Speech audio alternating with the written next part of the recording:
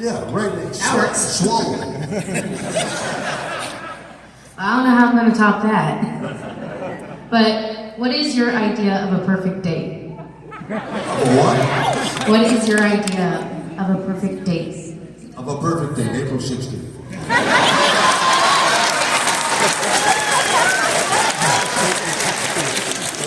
You know, that was a line from the movie that got a big laugh. But what is a perfect date? Have you ever been on a perfect date? I mean, I got to marry the love of my life. Wait a minute, say it again. You married that gentleman there? That stand-up gentleman. Come on down to your wife. Come down to your wife. I want to hear what that perfect date was like. No, you got to go to the mic. You got to speak it.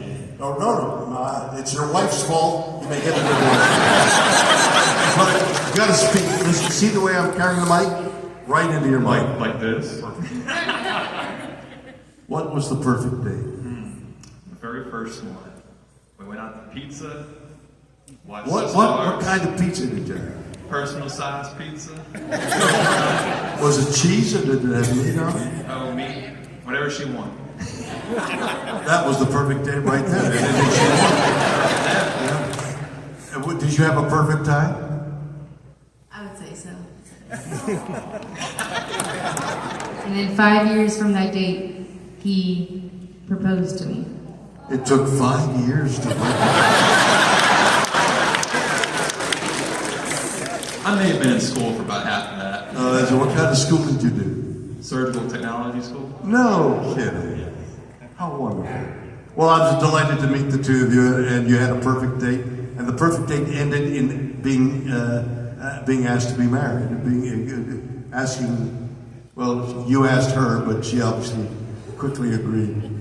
Our 3 years is actually on Tuesday. Congratulations. That's good. Thank you so much. Thank you. So, the perfect date. I don't know what perfect date is. You meet somebody for the first time. Is that a perfect date, or do you wait 5 years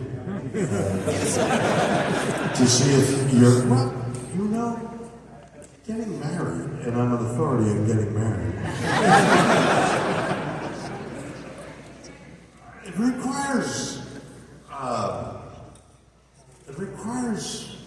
intimacy. It requires getting to know somebody. Like, I just read recently as something that happened to me as well, and it happened to this writer.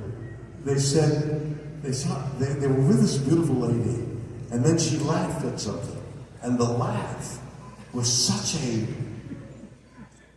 explosive, ugly sound that he ended the date right there. I mean, it could have been a perfect date, but I mean, how somebody laughs. I mean, think about it. Imagine if you say, honey, something funny happened, you're in bed, and you're like, yeah, we'll make love in a moment, I want to tell you something happened. And then he went in and he held up his finger.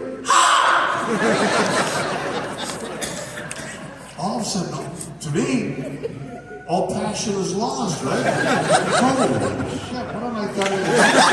Who am I in bed with here? So it takes getting to know people, whether it's the laugh or the intelligence or the goodness, the soul of a person. It takes time. And I guess some people do it quickly, like me, and some people take 5 years. I'm just thinking about whether I should tell you.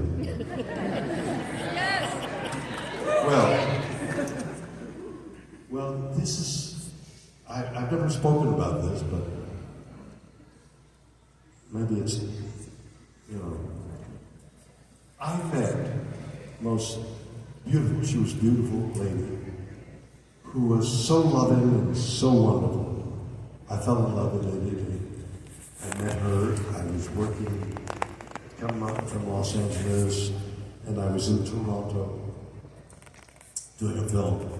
And in various cities, I don't know about here, but there's a hotel usually where actors hang out, they register, and so if there's a movie being made or several movies being made, as I know there are from time to time in this city, somehow actors gravitate to a hotel. It's like, go to that hotel, it's nice, and they take care of it. So, I've never really drunk alcohol. I have an occasional beer, but, and I like a great single malt is great fun to have once in a while. But essentially I don't drink. But I'm in a bar at this hotel because that's where everybody was standing around talking. And I meet this beautiful lady. And I fall in love immediately with her beauty and her laughter and her kindness and her soul. I don't know, 2 weeks in Toronto, she was doing something, and we had 2 weeks together, and we had met and fell in love. Get back to LA, and she's out of LA. And I guess somebody told me, you understand, she's an alcoholic. I said, yeah, I talked about it. But I love her, and I loved animals. I've loved dogs that were bad, and with my love, I was able to change them. I've loved horses that were mean, and with my love, with constant attention, you don't have to be mean, you don't have to bite. Come here, be nice. Here's my hands on your dog. Here's my hands on your horse. And through the efforts of love, you can change. And I thought, I'll change her. I can change her. And I loved her.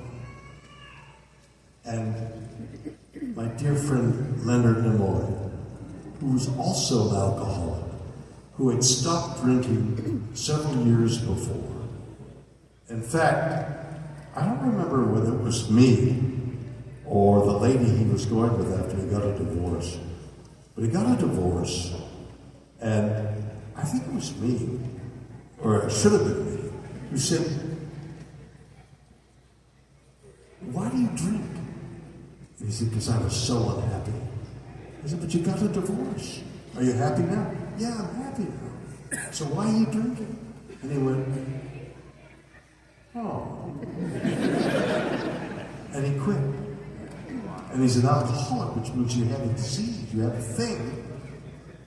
But some people can control it. He was able to control it. He was a former alcoholic.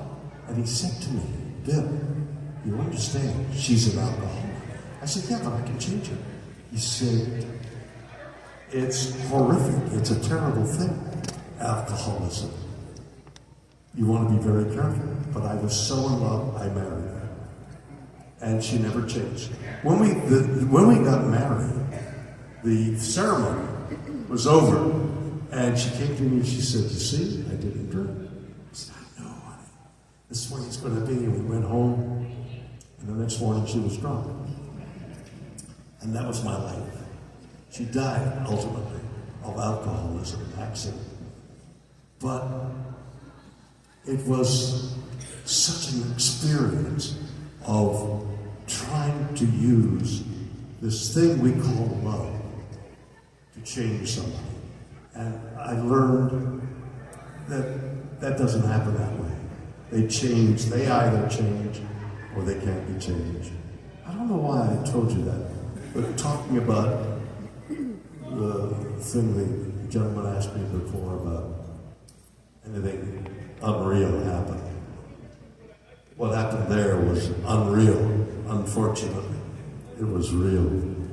Okay. Wow.